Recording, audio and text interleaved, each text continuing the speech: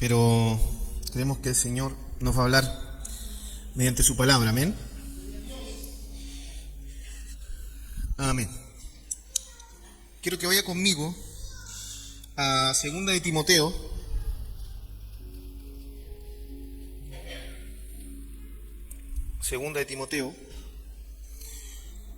capítulo 3, versículo 1.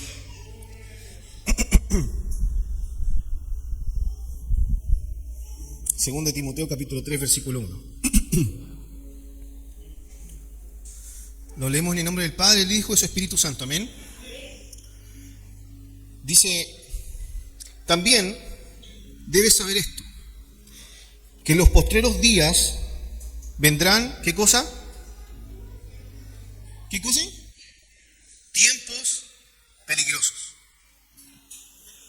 Porque habrá hombres amadores de sí mismos, avaros, vanagloriosos, soberbios, blasfemos, desobedientes a los padres, ingratos, impíos, sin afecto natural, implacables, calumniadores, intemperantes, crueles, aborrecedores de lo bueno, traidores, impetuosos, infatuados, amadores de los deleites más que de Dios, que tendrán apariencia de piedad, pero negarán la eficacia de ella. A estos evita. ¿Sí?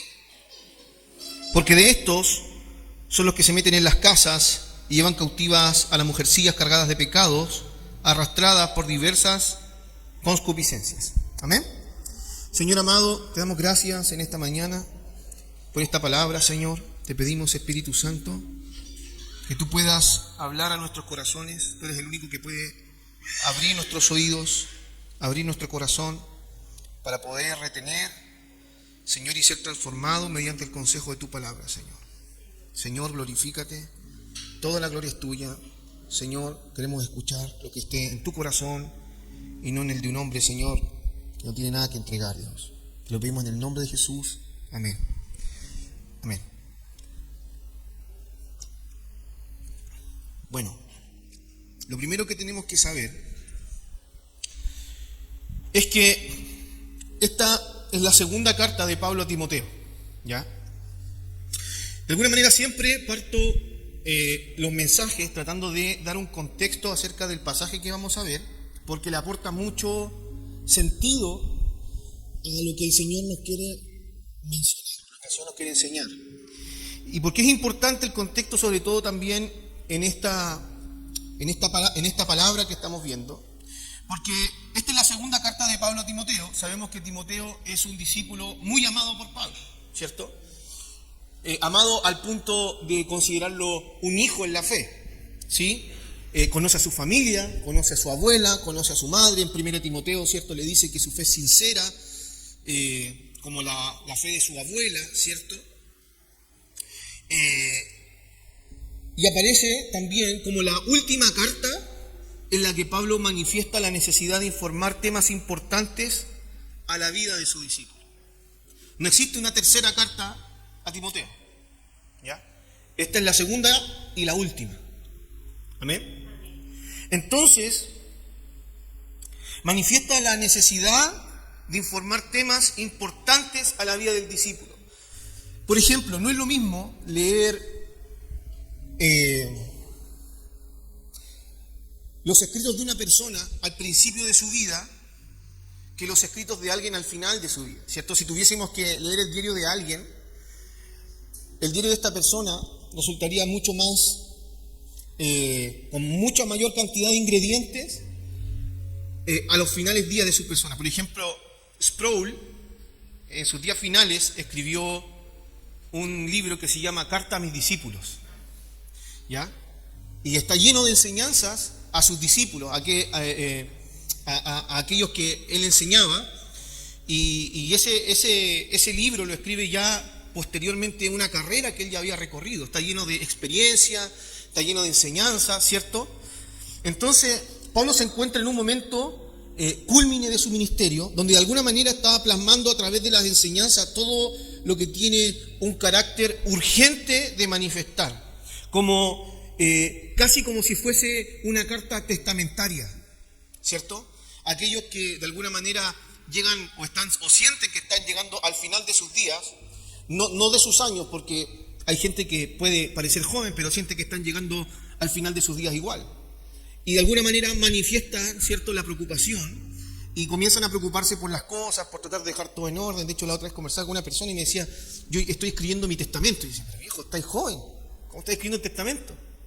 No, es que siento que en cualquier minuto algo me puede pasar y necesito dejar mis cosas resueltas. Entonces, estas cartas tienen un carácter casi testamentario, como por ejemplo la segunda carta de Pedro. Pedro sabía que era su última carta que iba a escribir, ¿ya? Entonces, sabiendo que probablemente no tendrá la oportunidad de tener otra instancia para comunicar las cosas que le era necesario traspasar a la vida de sus discípulos. ¿Por qué esto es importante considerar? Porque si yo tuviese, ¿cierto?, la oportunidad, y de hecho en algún momento lo he pensado,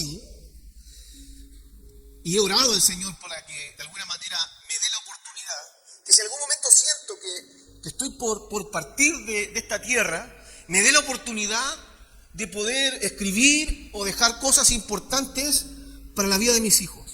No estoy hablando de cosas materiales, hermano. Estoy hablando de que, de hecho, no sé, a algunas personas se lo he dicho acá, pero uno de mis sueños es que en algún momento de mi vida, si Dios lo decide, me gustaría grabar ciertos videos para mis hijos, en consejos de diferentes áreas, o en el futuro para mis nietos, ciertos consejos de la palabra. Es un sueño muy personal que tengo. Y le pido al Señor que si en algún momento decide llevarme, que me dé la oportunidad antes de irme, de enterarme que me voy a ir, ¿cierto? Y que me dé la oportunidad de hacerlo. ¿Usted cree que me voy a... ¿Y qué cree que yo plasmaría en esos videos? ¿Usted qué plasmaría en esos videos? Sabiduría, consejos. ¿Pero qué consejos? ¿Cómo hacer un queque? Cosas trascendentales, cosas importantes, cosas de las cuales no puedes dejar de saber, no puedes ignorar, ¿cierto?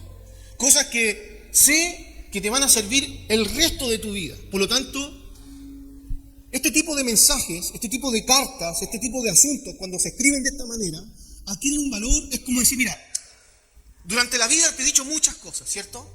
Hemos hablado de muchas cosas, te enseñé a hacer un huevo frito, cocinamos juntos, te enseñé a andar en bicicleta, pero todo eso no importa al lado de esto que te voy a compartir, ¿cierto? Entonces, cuando leemos estas cartas, ese es el carácter que tienen estas cartas. Por lo tanto, no es solamente que Pablo le está diciendo a Timoteo, mira viejito, te voy a dar una copucha, ¿ah?, por si te interesa. No. Pablo le está diciendo, también debes saber esto. O sea, es algo que no puedes ignorar, ¿ya?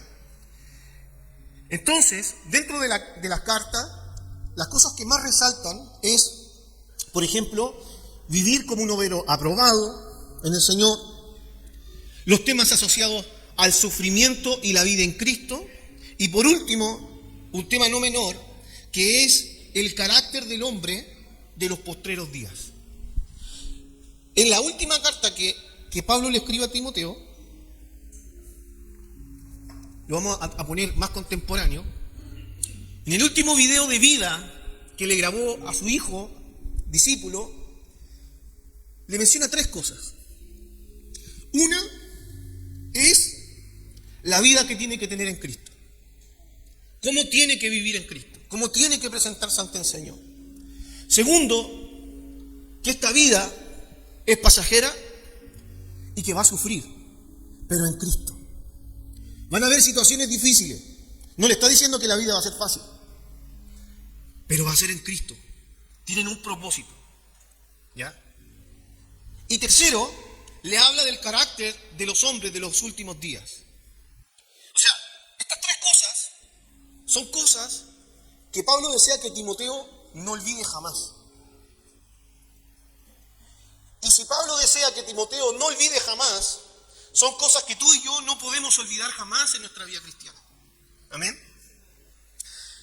Entonces, Pablo parte señalando en el capítulo 3 de 2 de Timoteo, ¿cierto?, que también debe saber esto, y en otras palabras le está señalando la necesidad que debe vivir con un conocimiento que no puede ser ignorado, no puede dejar pasar por alto porque es de importancia para el desarrollo del ministerio. El que conozcas esto es importante para tu vida cristiana, es importante para tu fe, es importante para tu relación con Dios, ¿sí?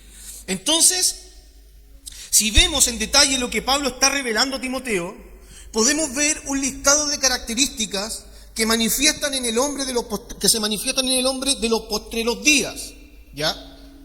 ¿Y qué es ese hombre de los postreros días? En términos teológicos, por decirlo así, está hablando de tiempos finales, está hablando algo escatológico, está hablando de tiempo, de algo que a lo mejor no va a ocurrir ahora, en este minuto, en el minuto en que Pablo le está escribiendo, pero puede ocurrir en cualquier momento, ¿cierto?, que se pueda manifestar Cristo por segunda vez, ¿sí? En la palabra, en distintas partes de la Escritura, hay revelación de acontecimientos finales. Ahora, si bien no hay fechas, para que usted sepa,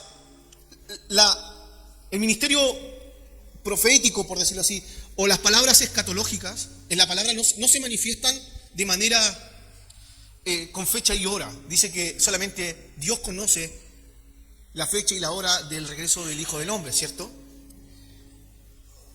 Pero eso no significa que Dios no nos haya dejado señales para ir entendiendo y comprendiendo en qué momento estamos viviendo. Entonces, hay un punto que llama mucho la atención y corresponde a que este listado de características, si uno lo lee detalladamente, está envuelto en dos ejes centrales. De hecho, cuando uno lee esto, es como que uno pasa de largo, ¿cierto? Como que hay textos en la palabra que a veces a uno le resultan más importantes que otros. Por ejemplo, si está el libro de Crónicas, que son puros números, como que hay textos, versículos que uno pasa rapidito, ¿cierto? Pero esto no está escrito en un libro donde debamos pasar por alto. Está escrito en la última carta que Pablo le escribe a Timoteo. Entonces, cuando comienza a mencionar Pablo el listado de estas características, podemos notar primero que existen dos ejes o dos características que envuelven el resto de las cosas. De hecho, si usted se da cuenta, dice en el versículo 2, dice, porque habrá hombres que dice amadores de sí mismos. Y así parte el texto, ¿cierto? Lo primero que dice es que habrá hombres amadores de sí mismos. Y el segundo, ahí empiezan, ¿cierto? Avaros, vanagloriosos, soberbios, bla, bla, bla, bla, bla, bla, ¿cierto?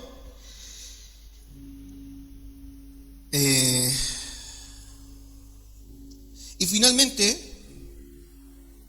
en el versículo 4, dice traidores, impetuosos, infatuados, y dice amadores de los deleites más que de Dios.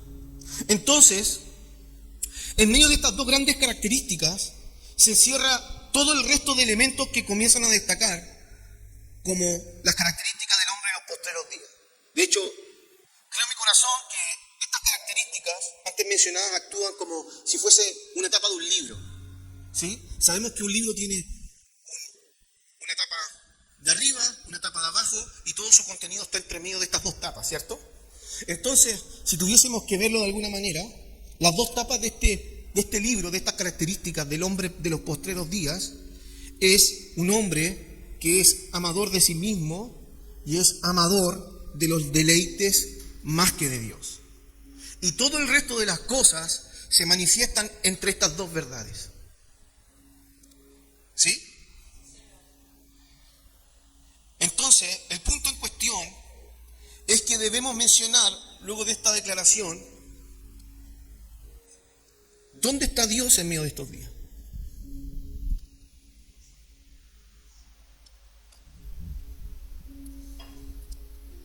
Al examinar distintas declaraciones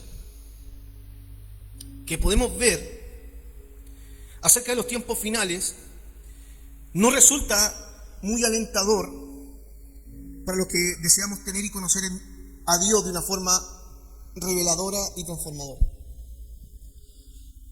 La palabra en distintos puntos nos está señalando cosas que vienen en los postreros días. Yo creo que estamos viviendo los postreros días. No sé si al principio, no sé si al final, no sé si al medio. La verdad es que no me importa, pero sé que estamos viviendo los postreros días.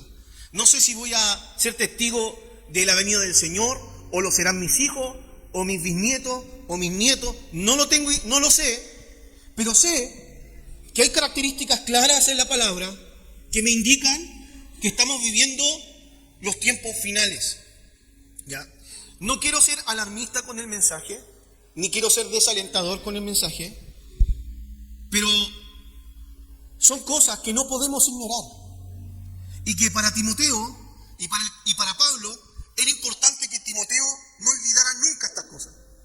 ¿Por qué, hermano amado?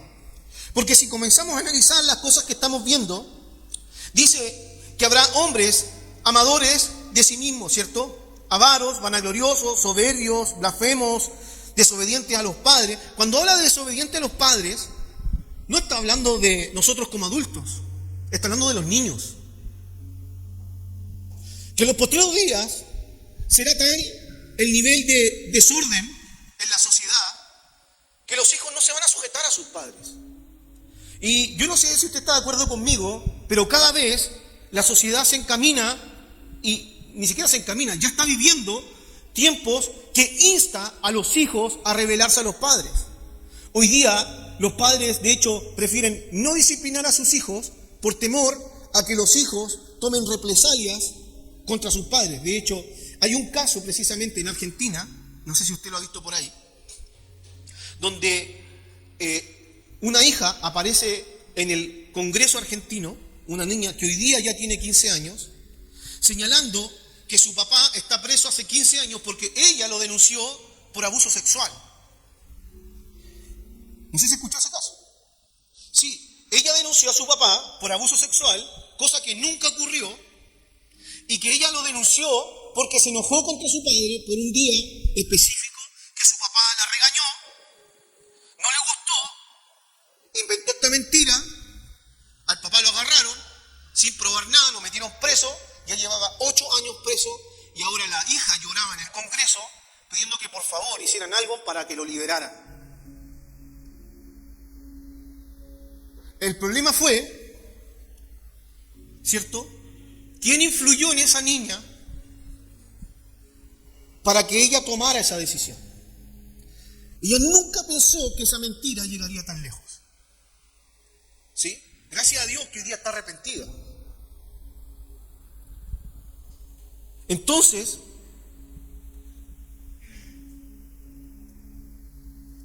cuando habla de hombres implacables, no es el concepto de implacable que usted y yo maneja. Por ejemplo, alguien implacable es alguien generalmente que uno dice intachable, ¿cierto? Ese es como el concepto que uno tiene. Tiene que ser implacable, tiene que ser preciso, sin mancha. Pero acá implacable, en el griego, es una palabra que significa sin corazón. Hombres que no tienen corazón. Hombres que no le importa nada, hermano. Entonces, cuando está hablando Pablo, de hecho este mensaje lo armé en base a una frase que escuché en la semana y le puse como título al mensaje esa frase, que se llama el eclipse de Dios. Porque pareciera que en los últimos días Dios estuviese eclipsado. ¿Qué es un eclipse? No significa que no está. No significa que desapareció. ¿Sí? ¿Usted ha visto un eclipse de sol? ¿Se acuerdan del último eclipse de sol que todos andaban comprando los lentecitos para mirarlo? Yo me acuerdo. El Maxi era chiquito, o el Luciano, y estábamos en el jardín y vimos el eclipse de sol. No significa que el sol dejó de existir. Significa que algo se interpuso entre el sol y la tierra, que era en este caso la luna, ¿cierto? E hizo que su luz no brillara lo suficientemente y lo que era día se oscureció. ¿Sí? Entonces, cuando uno comienza a ver y a estudiar el carácter de los hombres de los postreros días, o lo que habla Mateo 24, Jesús hablando acerca de las señales del fin, pareciera como si Dios estuviese eclipsado. ¿Y eclipsado por qué? Eclipsado por la maldad, eclipsado por un hombre que no tiene corazón, eclipsado por un mundo que se ama a sí mismo, por un mundo que ama los placeres, por un mundo que no le interesa a Dios. Pero déjame decirte algo, y la verdad es que ese hombre siempre ha existido. La diferencia está en que hoy día ese carácter de ese hombre se manifiesta con mayor libertad, pero el corazón siempre ha sido malo del hombre. El corazón del hombre nunca ha sido bueno. Nunca ha existido la realidad de tener un hombre bueno por esencia.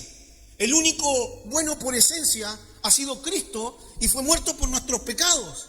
Pero el resto de nosotros, dice la Escritura, que hemos pecado contra Dios, nos rebelamos contra Dios y no existe hombre bueno. La única diferencia es que en este tiempo a lo malo le llamamos bueno y se manifiesta de mejor o más evidente forma, y a lo bueno le llamamos malo. Pero siempre ha sido. Pero hoy día lo que está eclipsando a Dios, o lo que aparentemente eclipsa a Dios, es el mismo hombre. Es el mismo hombre, el mismo corazón del hombre que se ha interpuesto entre Dios y este mundo, hermano amado. Y déjeme decirle que esto usted y yo no lo puede desconocer. Probablemente este mensaje no es un mensaje positivista, exitista, no es un mensaje que un coach le diría, ¿cierto? Pero la palabra nos dice que es algo que no podemos desconocer. De hecho, con el carácter de los hombres de los últimos tiempos mencionado en 2 Timoteo, por otro lado tenemos las declaraciones de Jesús en Mateo 24, 3 al 28, donde se señala que habrán hombres engañadores. O sea, aparte de todas estas cosas que se van a manifestar, Jesús, de hecho si quiere vamos a Mateo,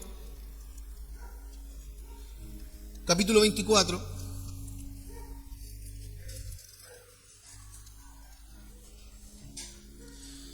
¿Qué dice el título ahí de...?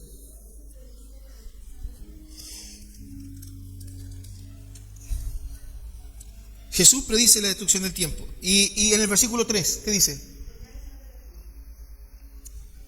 Señales antes de qué? Del fin. ¿Y quién lo está hablando? Su Biblia le aseguró que si tienen letras rojas, porque Jesús las dice, está lleno de letras rojas esa parte. Entonces dice, y estando sentado en el monte de los olivos, los discípulos se le acercaron aparte diciendo, dinos cuándo serán estas cosas y qué señal habrá de tu venida y del fin del siglo. Cuando habla del siglo, es un concepto de los tiempos, ¿ya? Respondiendo Jesús le dijo, mirad que nadie os engañe, porque vendrán muchos, no pocos, muchos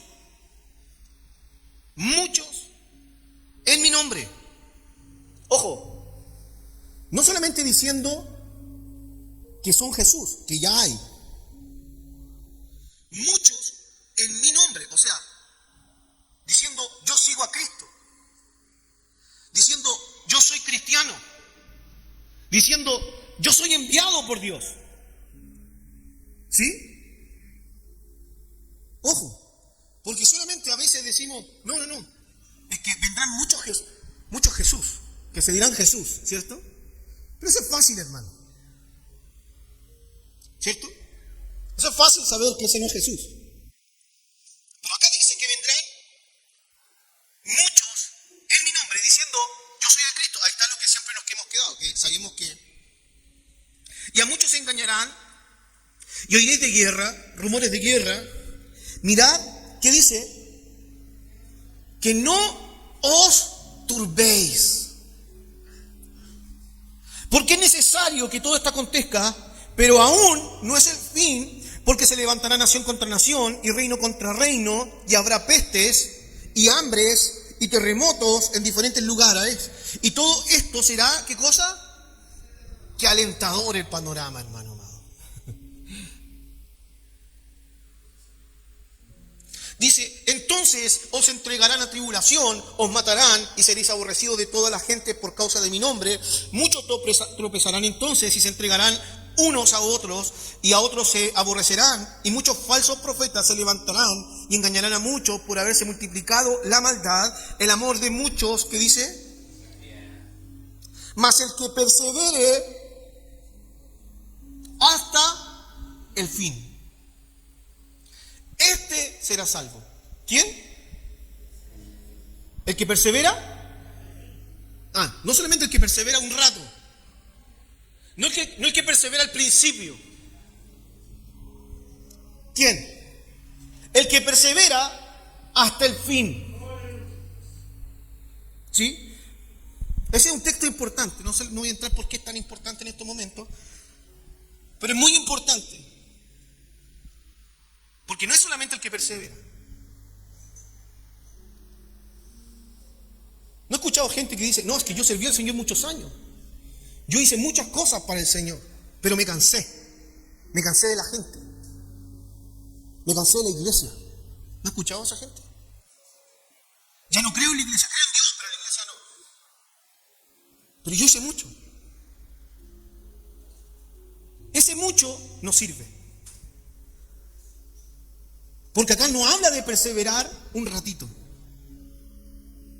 No habla de perseverar un momento de tu vida. Es que cuando yo me convertí al Señor, yo hice de todo para el Señor. Y hoy día estoy ahí. Es que no sirve solamente eso. Es perseverar. ¿Hasta cuándo? Hasta el fin.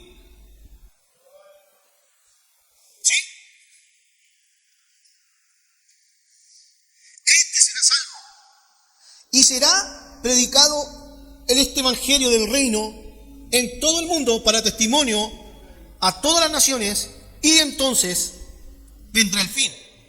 Entonces,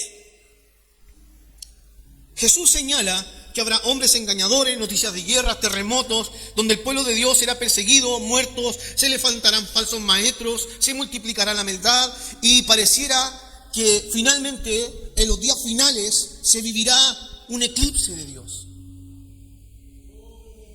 ¿Y sabe qué? Y esa es una pregunta que la gente continuamente se hace al momento de justificar su desconocimiento o su falta de fe. ¿Dónde está Dios? ¿Dónde está Dios cuando hay niños que se mueren de hambre? ¿No has escuchado eso? ¿Dónde está Dios en Ucrania? ¿Dónde está Dios en la franja de Gaza? ¿Dónde está ese Dios? Últimamente se escucha un montón, pero Jesús lo dice. Jesús dice que será, ¿por qué? Porque el mal se multiplicará. Y Pablo lo dice a Timoteo, porque el carácter del hombre que se ama a sí mismo, ¿en qué se va a manifestar?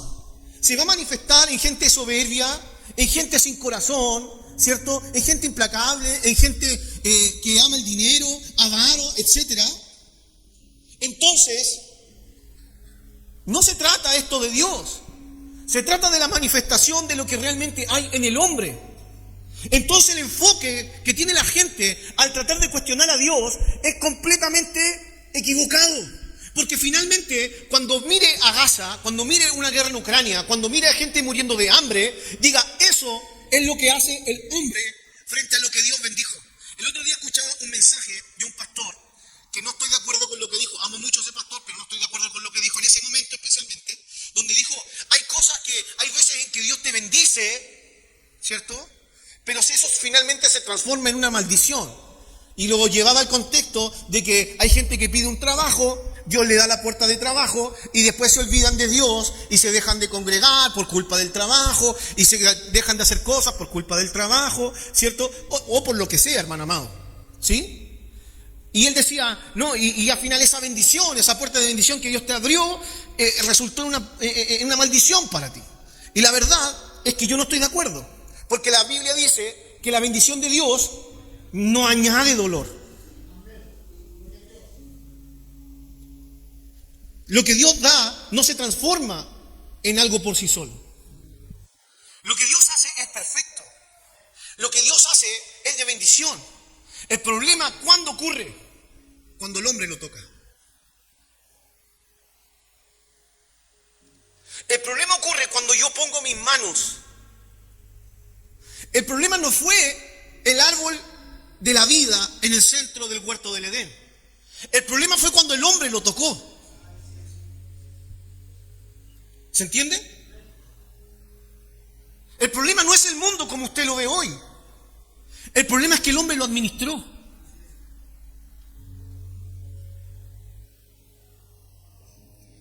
Ese es el problema. El problema es que Dios, en su soberanía, en su fidelidad, en su amor, le entregó todo al hombre, y el hombre, todo lo que toca, lo destruye, como el necio. La Biblia dice que en el libro de Proverbios que la mujer necia, ¿cierto? Dice que la sabia edifica la casa, mas la necia con sus manos la destruye, ¿cierto? Pero no está hablando solo de la mujer en particular. Esa es la realidad del hombre.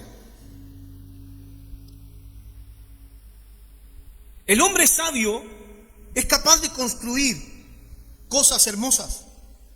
¿Por qué? Porque según la palabra de Dios, ¿quién es el sabio?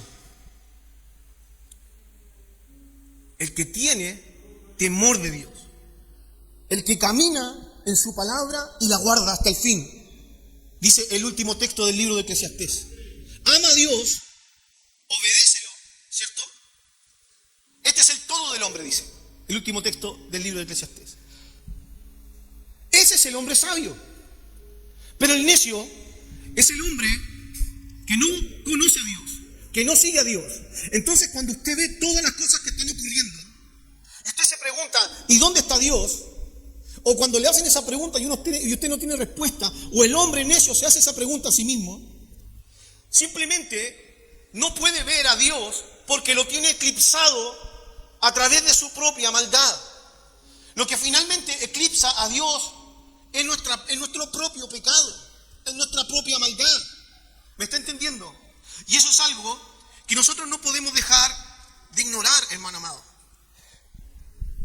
Existen muchos hombres y mujeres congregados en las iglesias que se hacen incluso esta misma pregunta. ¿Cómo es posible que gente en la iglesia se pregunte a veces dónde está Dios? El otro día estoy teniendo un episodio con mi hijo del medio, Luciano, porque está teniendo algunos problemas para dormir. Y en la noche le viene un poco de miedo. Entonces un día yo le dije, ¿tú sabes lo que es el miedo? ¿Ah? Y le pasaba al papá también. La diferencia es que cuando me pasaba, yo no tenía a Cristo. Ni tenía un papá que me explicara estas cosas. Entonces le dije, ¿tú sabes lo que es el miedo? No, papá. El miedo es la ausencia de nuestra confianza en Dios. Pero yo confío en Dios, sí. Pero tienes miedo. Sí. ¿Y cómo es eso, papá, si yo confío en Dios? Agarré la Biblia, la abrí Romanos capítulo 7 y le dije, mira, Pablo encontró la respuesta a tu pregunta. Dios le mostró cuál es la respuesta a tu pregunta. Y la verdad es que existen dos pensamientos viviendo dentro de ti. Existe uno que dice Pablo, que con su mente él sirve al Señor y desea hacer lo bueno. Pero existe otro que se revela al conocimiento de Dios y finalmente hace lo malo. Eso está en Romanos capítulo 7. Que lo que quiero hacer, eso no hago.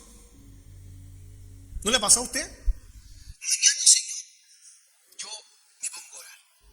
Mañana. A ver, pongo la alarma y voy a poner por si acaso, 2 veces la alarma. Suena la primera, ni la sentí, hermano. Y la segunda, ya, a orar. Señor Jesús, Señor, estoy tan cansado, Jesús, 1 horita más si tú me entiendes. Y listo, se pasó el día. Nunca. Ahora, el deseo no estuvo, no, el deseo estaba. Y probablemente el deseo esté. Pero Pablo dice en Romanos capítulo 7 que existe otra ley. Existe otros pensamientos que se manifiestan en él. Y dice la palabra que esta es la ley del pecado que mora en él, que se revela contra el conocimiento de Dios. Y él entiende que dentro de él hay una batalla entre el hombre de Dios, que sabe lo que tiene que hacer, que tiene el deseo de hacer lo que tiene que hacer. Por ejemplo, ¿cuántos de nosotros no hemos tenido el deseo de establecer un culto familiar en la casa? O de enseñarle la escritura a nuestra familia, o de tener tiempos de oración a solas con el Señor, o de tener tiempo dedicado para estudiar la palabra. Ahora, ¿cuántos realmente lo hemos logrado? ¿Somos hipócritas porque no lo hacemos? No, hermano. Lo que pasa es que hay una batalla en nosotros. Y eso es lo que yo le he explicado a Luciano. Luciano, tú tienes que entender que hay 2 pensamientos en ti. Aquel que dice, yo amo a Dios. Y aquel que te dice, y si entra el ladrón por la noche por la ventana y te hace algo, porque estás solo. Le conté la historia de Eliseo y de su siervo. Cuando llegan a matar a Eliseo, ¿cierto? ¿Y qué hace el siervo de Eliseo? Está asustado. Señor, le dice, estamos rodeados. Y le dice, no, tú no estás viendo lo que yo veo. Y él ora para que Dios le abra los ojos. ¿Y por qué esos hombres que venían tras Eliseo no pasaban? Porque veían detrás de ellos un ejército. Le dije, el tema es que tus ojos están cerrados, le decía Luciano. Y tú tienes que orar para que Dios te abra los ojos. Y tú puedas ver que el ángel de Jehová acampa alrededor de los que le temen. Que el ángel de Jehová está aquí, acampando al lado tuyo. Y no se piensa mover, porque está para cuidarte. Eso dice la palabra. ¿Me está entendiendo? Entonces, finalmente, lo que comienza a eclipsar a Dios de nuestra vida es nuestro propio pecado, es nuestra propia maldad. ¿Sí?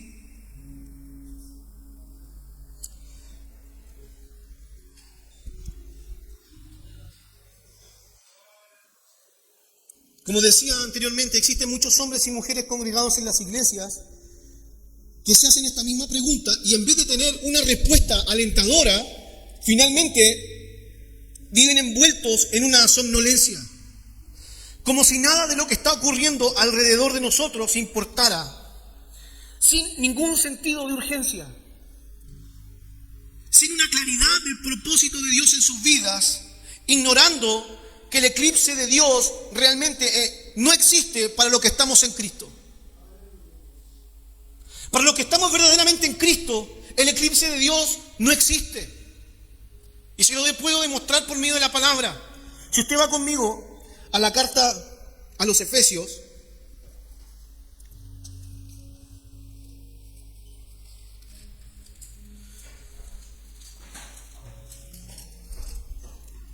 en el capítulo 1, versículo 15, dice, por esta causa también, yo, habiendo oído de vuestra fe en el Señor Jesús y de vuestro amor para con todos los santos, no ceso de dar gracia a Dios por vosotros, haciendo memoria de vosotros en mis oraciones, para que el Dios de nuestro Señor Jesucristo y Padre de gloria, el Padre de gloria, os dé espíritu de sabiduría y de revelación en el conocimiento de Él. ¿Qué dice? Alumbrando los ojos de vuestro entendimiento, para que sepáis, para que te des cuenta, ¿sí? ¿Cuál es la esperanza a que Él os ha llamado y cuál es la riqueza de la gloria de su herencia en los santos? ¿Y cuál la supereminente grandeza de su poder? ¿Para quién? ¿Para quién? La supereminencia de su poder. ¿Para quién dice ahí? ¿Para nosotros? ¿Para todo el mundo? No. ¿Para quiénes? Para nosotros, los que creemos según la operación del poder de su fuerza, la cual operó en Cristo, resucitándole de los muertos y sentándole a su diestra en los lugares celestiales. En otras palabras, Pablo está diciendo, mira, cuando habla de la supereminencia de su poder, le está diciendo que él está orando para que los ojos del entendimiento de los efesios sean abiertos y se den cuenta que el mismo poder que operó en Cristo Jesús, levantándole de los muertos. ¿Quién se levantó de los muertos? ¿Quién? Solo Jesús. No hay poder en esta tierra. No hay nadie con tal autoridad en este mundo que tenga el poder de resucitar un muerto. Y Pablo le está diciendo a los efesios que tal poder, el mismo que levantó a Cristo de entre los muertos y lo sentó a la diestra del Padre, tal poder está para los que creemos. Por lo tanto, para los que estamos en Cristo Jesús, ¿existe ese eclipse? No puede existir ese eclipse. Sí, quizás podemos tener nuestros ojos vendados o cerrados. Y Pablo está orando para que sean alumbrados los ojos del entendimiento de los efesios y se puedan dar cuenta que en realidad el mismo poder que operó en Cristo está disponible hoy, mañana y por los siglos para los que creemos. Puedes tener los ojos vendados, pero no significa que ese poder no está operando. El problema es que mis ojos están cerrados. El problema es que yo no tengo entendimiento. El problema es que yo no me estoy, ¿cierto? No tengo la sabiduría ni la revelación en el conocimiento de Él. Pero tal eclipse, para los que estamos en Cristo Jesús, no existe, hermano amado. Por lo tanto, cuando usted escucha, o usted en su misma vida, o usted escucha a un hermano, o hay gente dentro de la congregación con una mirada desalentadora del presente actual, hermano amado, es una persona que realmente no está entendiendo quién lo llamó. No está entendiendo a quién está sirviendo. Puede ser alguien que puede ser salvo absolutamente, pero puede estar viviendo con sus ojos cerrados frente a la realidad que es Cristo. Porque la palabra dice que el mismo poder que lo resucitó a Él opera en nosotros. Puedes entenderlo, puedes no entenderlo, puedes no verlo, esa es otra cosa. Pero está presente. Ningún carácter del hombre de los últimos tiempos va a opacar a Cristo en la vida de un creyente. Ninguno. Ninguna noticia de guerra, ninguna aflicción, ninguna desolación, ningún sufrimiento, ningún falso maestro puede nublar el poder que Dios opera en nosotros. Puede hacer que nosotros dejemos de ver al Cristo resucitado, hermano amado. ¿El problema cuál es? El problema es que la iglesia contemporánea, en vez de estar viviendo con nuestros ojos puestos en Cristo Jesús como el blanco perfecto, estamos dirigiendo nuestra mirada hacia otras cosas. Los ojos de los que estamos en Cristo han sido abiertos y podemos ver a nuestro gran Dios detrás de toda la maldad que está manifestándose en este mundo, pero ignoran aquellos que no ven que en cuanto es la ley, esta intervino para comentar el pecado, pero donde abundó el pecado, ¿qué dice? Sobreabundó la gracia. La gracia y la misericordia de Dios cada día sigue operando en la vida de la iglesia, hermano. No importa cuánta maldad se manifieste en medio de nosotros, no importa cuántos asesinatos veamos todos los días, no importa cuánta corrupción sigamos viendo todos los días, porque mientras más maldad se siga manifestando, más gracia, más misericordia se va a ir derramando sobre su pueblo, sobre sus hijos. ¿Me está entendiendo? Pero nosotros somos los que tenemos que saber que esa gracia y misericordia está disponible para que la podamos vivir. Y la gracia, hermano amado, es algo espectacular, es algo que nos hace vivir libres, es algo que nos hace vivir confiados, es algo que nos saca una mochila que es imposible de llevar por nosotros. El punto es que hay un escenario que tanto la iglesia como el hombre del mundo no va a poder cambiar por sus propias fuerzas. Y eso ni la iglesia ni el mundo lo va a poder hacer. por más convenciones, por más tratados, por más que se junten los países, no vamos a poder cambiar lo que ya se encuentra escrito. Ya está escrito, hermano. No va a haber otro fin. Y no podemos ignorar lo que Dios por medio de su palabra nos revela. Como decía anteriormente, el propósito del mensaje no es plasmar una mirada pesimista de nuestros días, sino de presentar lo que la palabra nos revela sobre nuestros días, ya que de alguna manera se arraiga en nosotros el deseo y la esperanza de que todo va a mejorar. Todos nosotros de alguna manera seguimos deseando que todo mejore, ¿cierto? Que ya no hayan guerra, que la economía mejore, que haya mejores trabajos, y nos envolvemos en un discurso, hermano, que eso no va a ser así.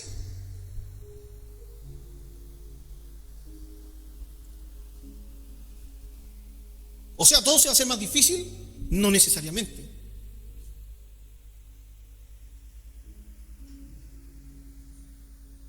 Pero significa que si yo entiendo lo que la palabra me está diciendo, no le puedo andar creyendo a un grupo de personas que me dicen que si yo dejo comer vacas, ¿cierto?, el mundo va a ser mejor.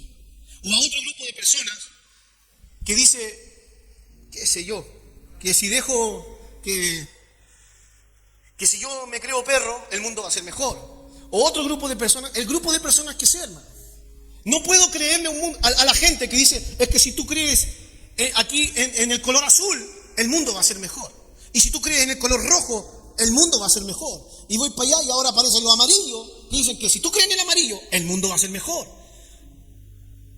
Y hay cristianos que andan así, hermano. Ah, sí, es que para acá el mundo va a ser mejor. No, es que el capitalismo, no, es que el capitalismo va a ser mejor. No, que los zurdos, no, es que los zurdos vamos a ser mejor. Y los parecen, no, es que el centro, no, es que el centro, hermano, eso es una burrada, hermano amado.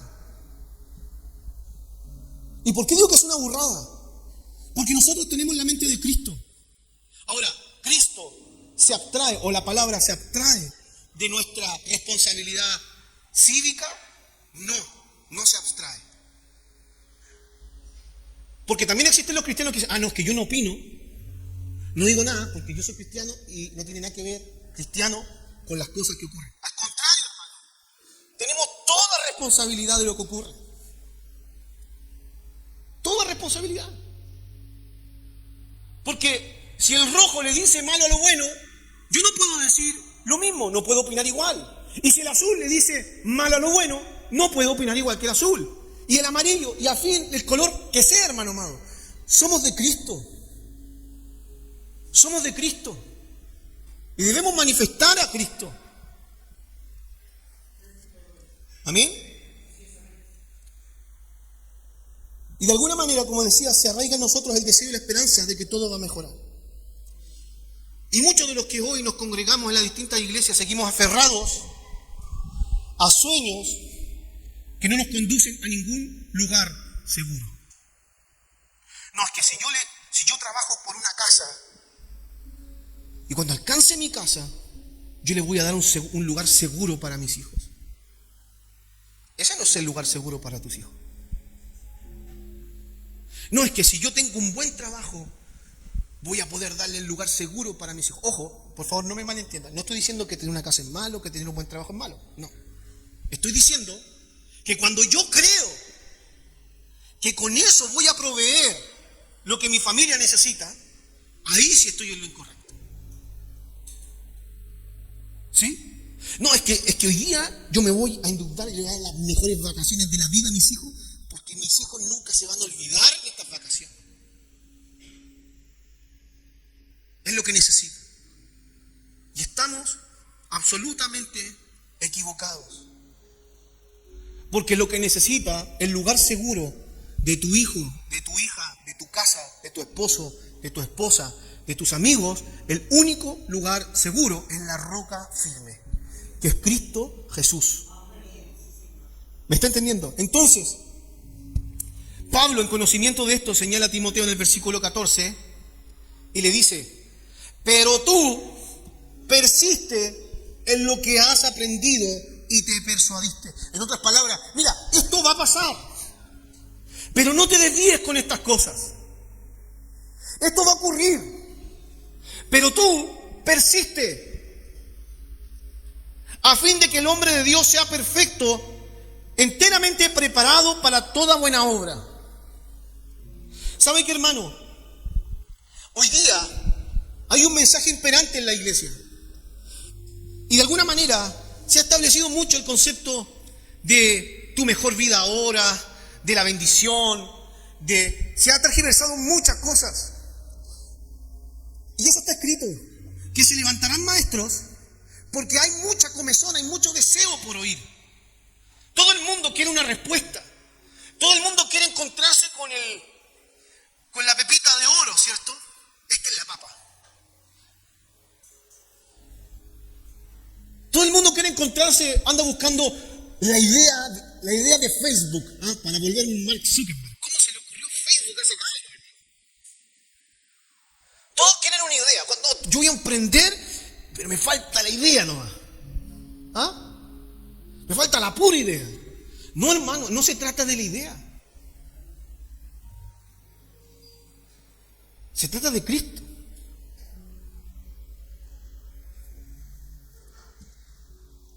Y el camino a seguir en medio de esta adversidad es persistir. No nos cansemos pues de hacer el bien, porque a su tiempo vas a cosechar.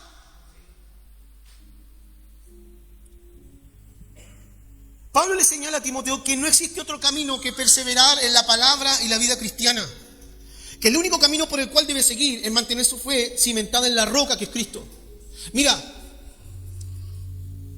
acá hay gente que se encuentra en distintas etapas de la vida. Y lo que la palabra nos enseña siempre es lo mismo. Da lo mismo si estás en la universidad y el deseo de sacar un título, si estás recién casado y es ver crecer a tus hijos y darle un buen pasar, o si ya estás en la última etapa de la vida donde tú dices, no, yo ya no sirvo para nada. Y no es así. Hay gente que piensa así, hermano.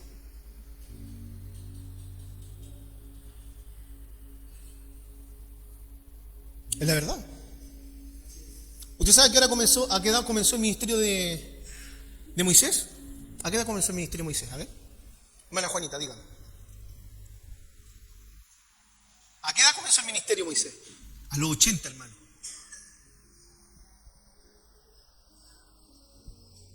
A los 80.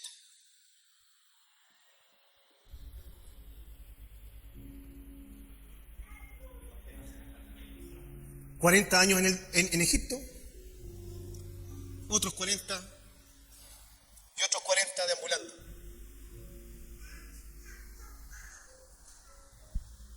Abraham. ¿El tiempo es un problema para Dios? Para nosotros es un problema, pero no para Dios.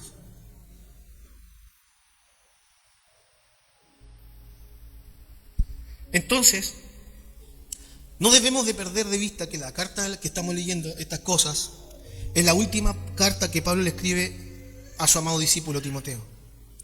Por lo tanto, su contenido tiene un especial sentido de urgencia, hermano amado. Ahora nosotros como cristianos, y ya voy terminando, como cristianos en estos días, ¿compartimos el mismo nivel de urgencia sobre nuestra propia vida? Vivimos nuestra vida con un sentido de urgencia, ojo, no con un sentido de urgencia para alcanzar cosas materiales, porque para eso somos, pero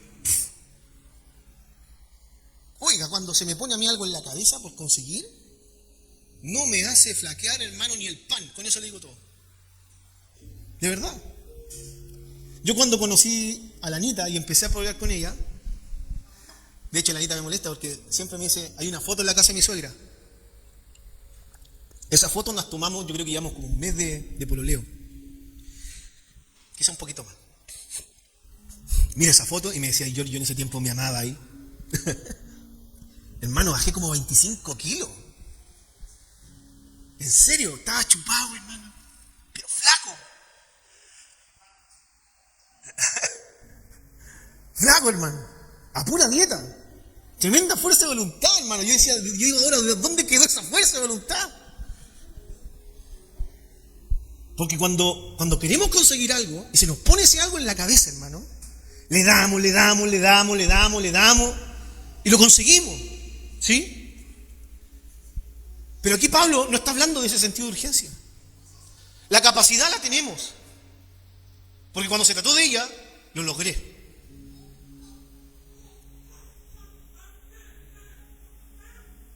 Cuando se trata del trabajo, le damos. Cuando se trata de las cosas que queremos, le ponemos sentido de urgencia a las cosas. Pero la palabra es, vivimos con un sentido de urgencia frente a lo que la palabra nos dice que debemos ponerle real urgencia en nuestra vida. ¿Somos hombres y mujeres que estamos viviendo un llamado a la urgencia en la vida del Evangelio? ¿Somos hombres y mujeres que estamos predicando con desesperación la palabra a nuestros hijos? ¿Que estamos hablando con un sentido de urgencia a nuestros hijos? ¿A nuestra familia? Porque estamos viviendo tiempos peligrosos. Estamos viviendo el Evangelio con un sentido de urgencia que tenemos un deseo en nuestro corazón diciendo, algo tengo que hacer. Algo, no me puedo quedar así. Sería irresponsable de mi parte. ¿Lo estamos viviendo de esa manera?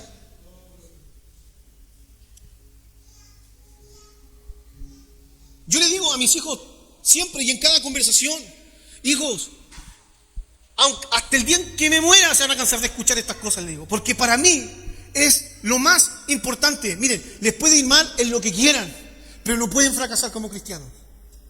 No pueden fracasar como cristianos. Porque como cristiano es imposible fracasar, porque si entendemos que no soy yo, que es Cristo en nosotros, Cristo no fracasa. Porque el que comenzó la buena obra, dice la palabra, que la terminará. Él no fracasa. Si yo entiendo que es Cristo en mí haciendo la obra, y lo único que debo hacer es no cansarme de que Cristo siga trabajando en mí, y entender que la vida del Evangelio tiene una urgencia, sobre todo porque tus hijos, mis vecinos y mis amigos están enfrentando un mundo que es, hermano, un desastre. Un desastre, hermano amado.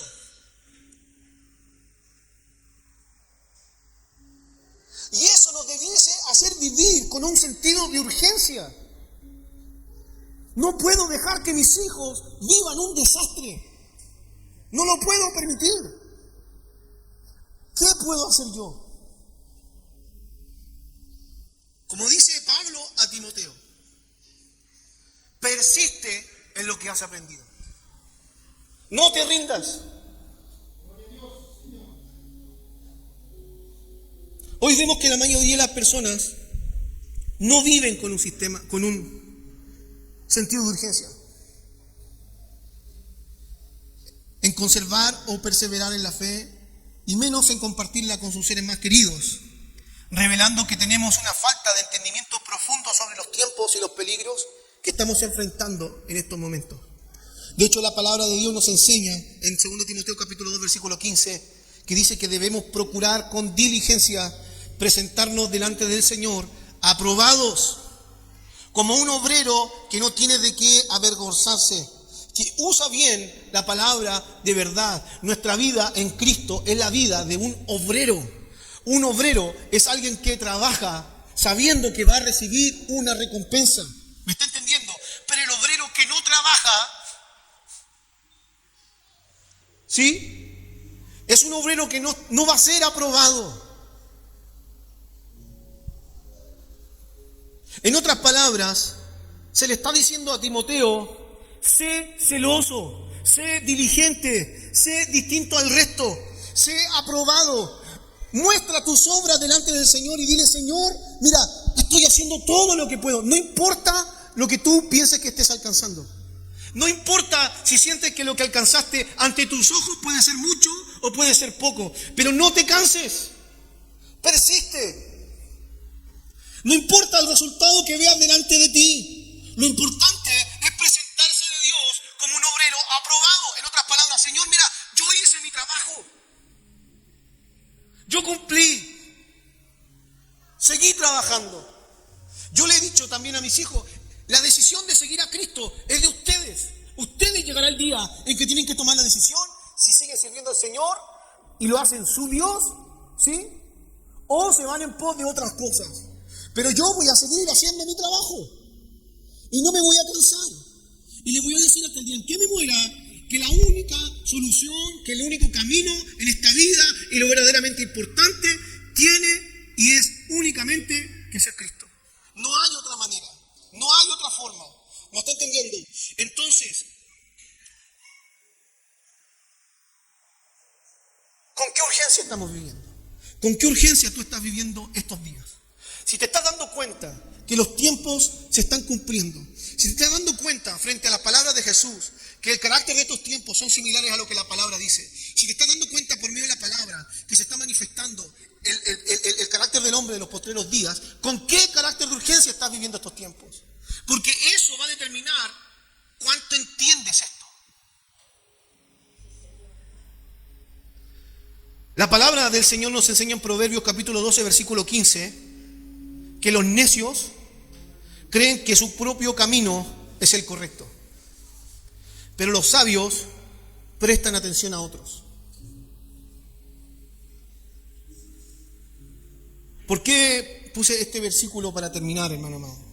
Porque muchas veces hemos sido necios. Estando el consejo de la palabra, persistimos en nuestro propio pensar.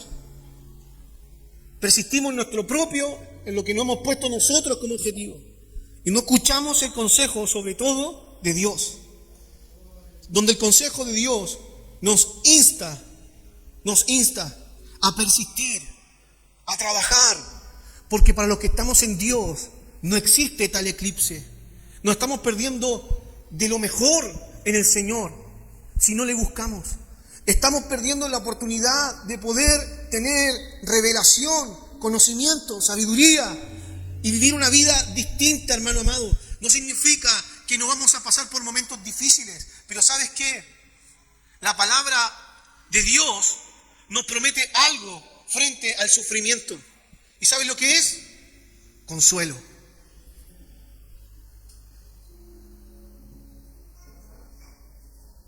Consuelo. Que el mundo no lo tiene. El mundo no encuentra consolación.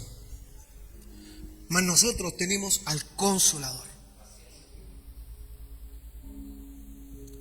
Esa es la diferencia. La vida sin consuelo es una vida deprimida, hermano. Pero la vida con consuelo es una vida con esperanza. Y la esperanza, dice la palabra, no avergüenza. Porque nosotros tenemos al Consolador.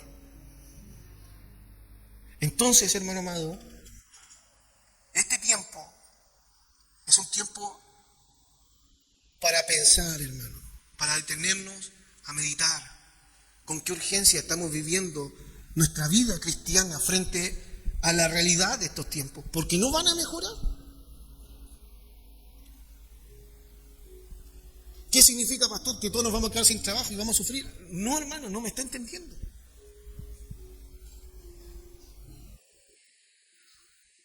Porque Dios da agua en medio del desierto. Dios provee cuando no hay. Pero no sirve de nada de que Dios te dé el agua en el desierto o que Dios haga un oasis en medio del desierto si tú no vas a ver a Dios detrás de eso. Esa es la diferencia. Y no va a dar testimonio de eso. ¿Me está entendiendo? Las cosas no van a mejorar. Y el mundo cada vez va a ser más pesimista. Por eso es que la palabra del Evangelio, hoy más que nunca, tiene una fuerza mucho más grande. Porque es la luz en medio de las tinieblas. Es la luz en medio del eclipse. ¿Me está entendiendo? Mientras otros no están viendo a Dios, lo justo lo estamos viendo en todo su resplandor. ¿Sí? Mientras el mundo veía caer la lluvia y aniquilarse toda una generación, Noé estaba viendo el resplandor de Dios en medio de la barca, en medio del arca. Porque así son los hijos de Dios. ¿Me está entendiendo? Esa es la diferencia.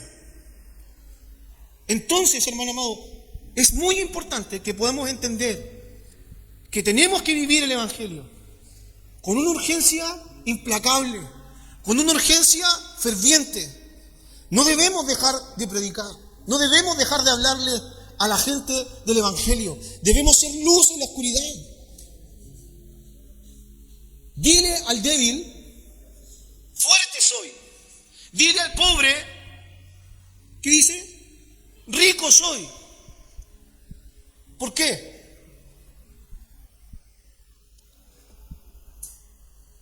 ¿Por qué? Porque Cristo es el rico. Porque Cristo es el fuerte. Usted y yo vamos a seguir siendo débiles, hermano. Pero Él es el fuerte. Él es el rico. ¿Y de quién me aferro? De Él, pues, hermano amado. ¿Es esperanzador o no? En medio de la desolación, si me aferro del fuerte, del rico, del dueño del oro y de la plata, del rico en misericordia, del rico en gracia, del rey justo, ¿de qué voy a temer? El salmista dice, Él es mi luz y mi salvación. ¿De qué temeré? Si Él me libra en el día de la angustia. Eso es lo que es Dios en los momentos difíciles. Así que, hermano amado, les comparto esta palabra, medite en ella. Amén. Y que el Señor les bendiga. Vamos a orar al Señor. Señor amado, te damos muchas gracias, Señor, por esta palabra que tú nos has compartido. Señor, toda la gloria es tuya, Señor. Tú eres quien nos muestra, nos revela. Señor, ayúdanos, Señor, a mirarte, Señor, como tú quieres que aprendamos a mirarte, Señor. Señor, ayúdanos a vivir nuestra vida con un sentido de urgencia por el Evangelio. Señor, un sentido de urgencia por los que amamos. Un sentido de urgencia por permanecer en ti. Señor, para poder ver tu gloria, para poder ver operar, Señor, de una forma gloriosa, Señor. Señor amado, tu voluntad en nosotros. Señor, oro por cada uno de mis hermanos, Dios, en esta mañana, para que esta palabra redarguya hasta lo más profundo de su corazón. Señor, y pueda traer aliento, pueda traer, Señor, un refrigerio. Señor, si hay gente que a lo mejor estaba con sus ojos vendados, con una mirada pesimista, Señor, yo oro para que en esta mañana esas vendas caigan de sus ojos, Señor, y que puedan ver el sol de justicia alumbrando sobre sus rostros. Señor, como dice Pablo en los Efesios, para que pueda traer entendimiento de la supereminencia del poder que opera, Señor, de la misma manera en Cristo que fue resucitado de entre los muertos, Señor. Señor, te damos gracias porque en ti tenemos esperanza y tenemos consuelo. Señor, en ti estamos seguros. Dios de los cielos, en ti, Señor, estamos bien, Dios de la gloria. Señor, por eso estamos agradecidos, pero no solamente es para nosotros, Señor, queremos que otros, Señor amado, puedan ver eso, Señor. Abre nuestra boca, Señor. Señor, oro para que mis hermanos tengan la oportunidad de compartir, Dios de los cielos, con otros y sean luz, Señor, para la oscuridad en la que están sumergidos otras vidas, Dios de los cielos. Te lo pido por misericordia, Señor, en el poderoso nombre de Cristo Jesús. Amén. Amén. Que el Señor les bendiga.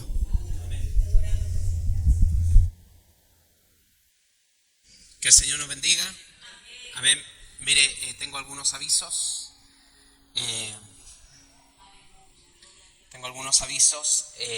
Este martes hay